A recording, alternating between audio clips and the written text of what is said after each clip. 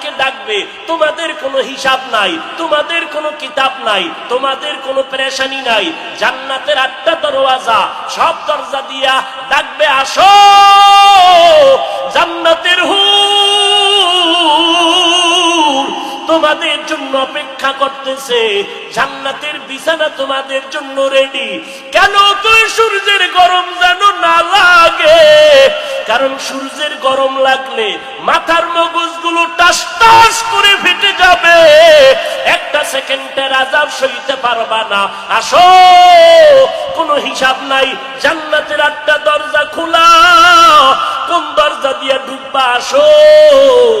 ও এলাকার মা বোনেরা, 4 জন নারীকে জান্নাতের 8টা দরজা ডাকবে, এর মধ্যে একজন নারী হবেন আমার নবীর কলিজার বিবি।